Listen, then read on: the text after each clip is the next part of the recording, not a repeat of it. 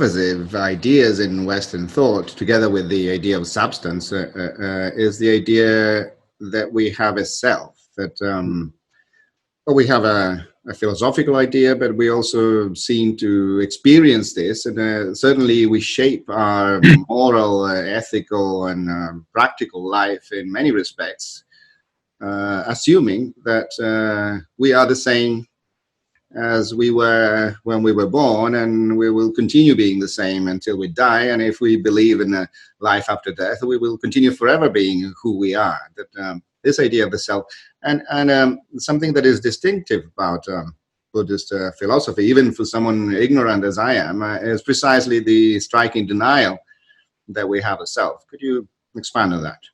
Yeah, no, you're right. It's a very distinctive aspect of Buddhism, although a number of Western thinkers have endorsed this. We'll come back to that. But I think to understand the Buddhist view, you have to get your head around what it means. So in Sanskrit, it's called anatman, and is the negative prefix. No, atman is self. So that's a denial of self. But you need to draw a distinction between, okay, look, in English and similar languages, the word self is highly ambiguous. It can just refer to the person. Okay. So she saw herself in the mirror. He was always thinking of himself, and so on. You're talking about a person there. And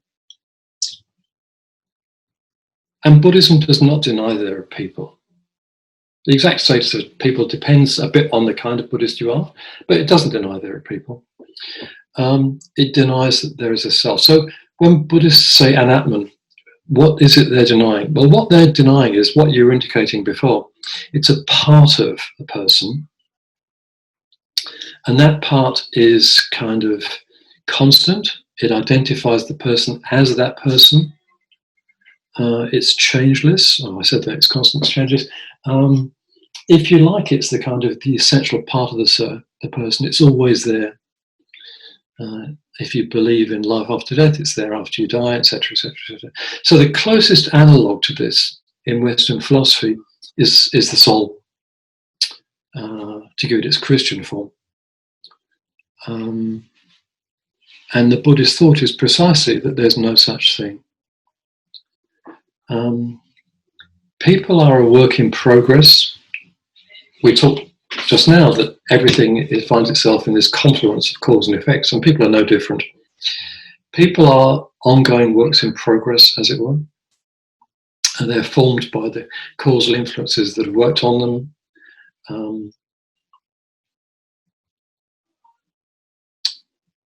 And anything can change in this process. There's no part that's constant. I mean, this is not to give you an argument for the view, it's just to tell you what it is. So there have been philosophers in the West who endorse something like this view. The one that's most usually cited is David Hume. Of course. Sometimes said to have a view of the self that's rather similar.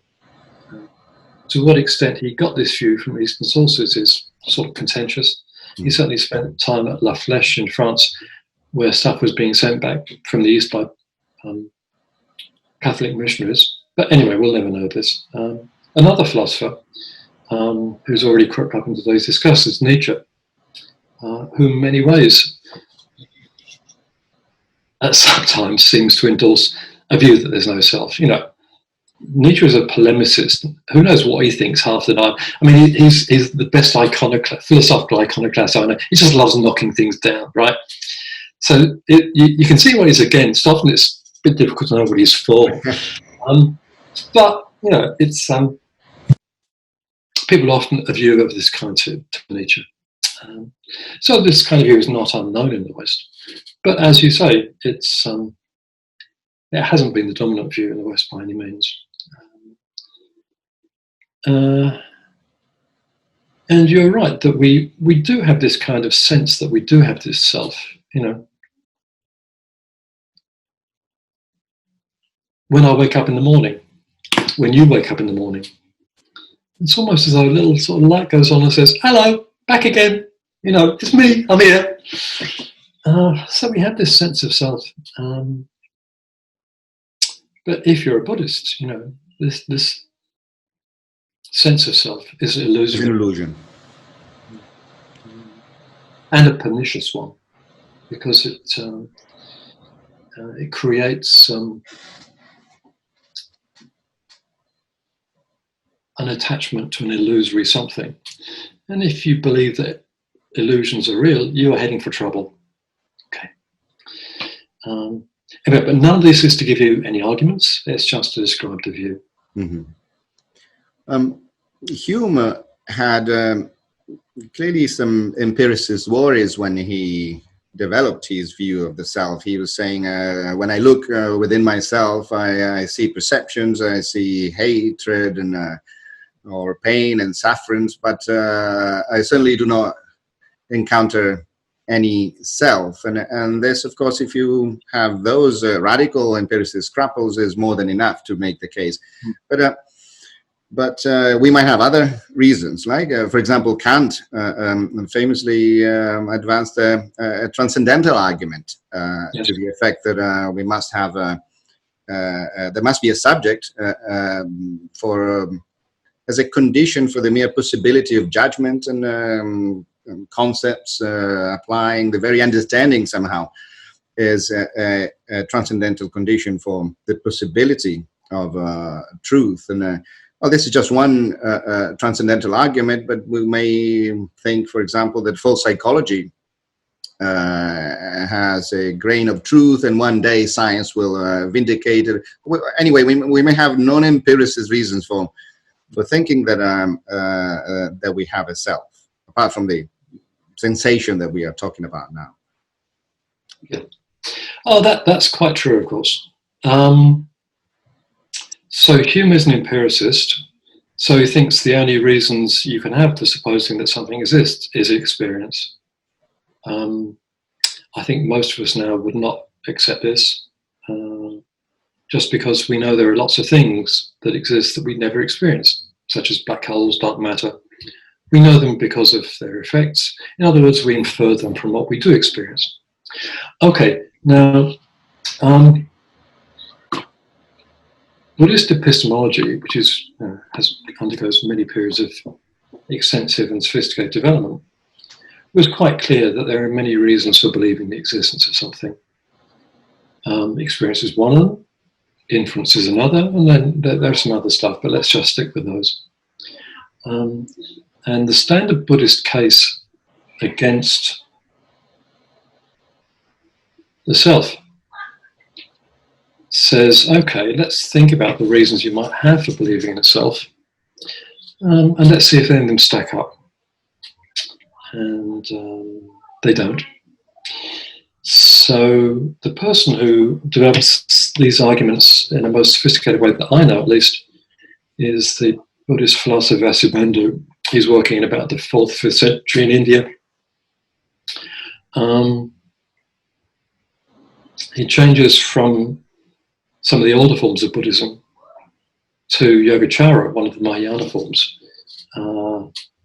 At least that's how the legend goes. We don't really know whether there's more than one Vasubandhu. But anyway, he has an important text where he talks about a lot of the arguments of that self, called the Abhidhamma Bhasha. And he says, okay, so, so if you have a reason to believe there's a self, it must be because either you experience it or you have good reason to infer it. Okay, do you experience it? No. Okay, and you get the Humean arguments, right? Do you infer it? Well, if you infer it, you've got to sort of postulate it because it has explanation. It's got to provide an explanation to the best, an inference to the best. You've got to employ an inference to the best explanation.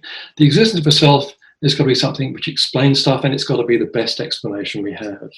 Mm-hmm. All right, and then the question becomes, well, what sorts of things could it explain, and does it? Okay, so you alluded to Kant's transcendental argument. It's the bit of the critique, the first critique. which is the transcendental deduction. Every time I open the first critique and get to those pages, my heart sinks, just because it's really tortured. Okay, it's kind of hard to figure out what the argument is, let alone that it works. But what Kant argues is that basically everything that goes on in your mind is accompanied by this I think, this ich denke. And it's that which sort of ties everything together. Now, how it turns the magic trick of doing this, God only knows. I've never understood that part of Kant. And indeed, you know, modern psychology has cast doubt on the unitary nature of the self. I mean, from Freud onwards, you know, the unity of consciousness is something we've come to radically doubt. You know, and it's not just psychoanalysis. It's all the people who talk about the bizarre things which go on in the brain and the mind, like Oliver Sacks, and these things which, you know, consciousness just seems to be fragmented. So to the extent that a self is meant to explain the unity of consciousness, it doesn't seem to be there to be explained. But having said that, it's certainly true that bits of things that go on in my mind hang together. Just to take a very obvious example, you know, suppose I walk out to the street and the motorbike drives past, and I see it and I hear it, but those two sensations, one auditory, one visual, cooperate with each other, and they hang together as a united experience of the motorbike going past. So that's at least one kind of unity that works. And then, what's the best explanation for that? Well, if you're Kant, you're going to say, well, something holds these together, that's the self. But Vasubandhu says, of course, he knows nothing about Freud and so on, but he says, look, there's a perfectly good explanation for this stuff. It's just causal. So let me put it in, you know, 21st century terms. You know, when I see the motorbike, then the signal travels from my eyes through the optic nerve up to the visual cortex, and then when I hear it, the signal enters through my ears and travels to the auditory cortex, and then those two bits of the cortex kind of interact with each other. You know, the neurons sort of fire off, and you get this process of, I think it's called multisensory organization, unity, whatever it's called, which produces a united experience. Now, that's the explanation of why it's united. Now, clearly, that kind of causal explanation, that kind of causal process does not occur between, say, you and me. So suppose I see it and you hear it, then whatever kinds of causal interaction there is going on. It's not of that kind. So Vasubandhu says, look, there's a perfectly good explanation for what goes on here. It's causal. You don't need to invoke a self. Of course, that was contested. Vasubandhu is part of an enormous argument that's going on in India in the 4th, 5th, 6th centuries. The primary opponents are the Hindus. And the Hindus do believe in the self, Atman. So, of course, there's, you know, he gets a lot of flack from Hindus. But that's his case. And I actually think it's a pretty good bloody case. So that's how a standard Buddhist would address the kind of worry that you're articulating.